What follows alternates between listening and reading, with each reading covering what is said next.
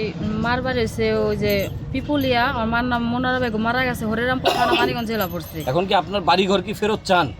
মানে আমি ডাকাত গো মারতে যাই বিটির আমি ইচ্ছা মতো মারুম। বিটি চাইছিল কি হ্যাঁ। মানে আমার নেংরা করবার চাইছিল, আচ্ছা আমার জটালা পাগল করতে চাইছিল। হ্যাঁ, কিন্তু মনে করবেন তখন আমি বেটার কাছে মাপ চাইছিলাম। আমি চাইছি যে উনি কি আপনার শারীরিক কোনো ক্ষতি করছিল? মানে আমার অনেক ঘরের জিনিস সামলাইছিল, আমার পোশাক আশাক জিনিস অনেক ছিঁড়া কাটা নষ্ট করতে অনেক কিছু লুকাইছিল। মানে গায়ে তো হাত দেয়নি? হ্যাঁ মারছিল আমারে। দর্শক দেখতে পাচ্ছেন এই নারীটি রাস্তাঘাটে পাগলের মতো বসে আছে, ঘর ছাড়া। এখন দেখেন এই বোনটার একটু বোন একটু দেখাই আপনার চেহারাটা। ওনার চেহারা দেখলে মনে হবে যে উনি কোটিপতির ঘরের মেয়ে। আপনি কি কখনো মডেলিং করছেন? জি না। ছবি করছেন? সিনেমা? আমি এসব পছন্দ করি না। আচ্ছা, আপনি এই জামা পরে আছেন কেন? একটা শাড়ি পরেন ভালো দেখা। এগুলো জি তো না, আমি জামা না দেব আপনি মুসলমান না? না। হ্যাঁ মুসলমানি। তাহলে মুসলমান হলে এমনি আমি কম। হ্যাঁ এমনি বইবেন?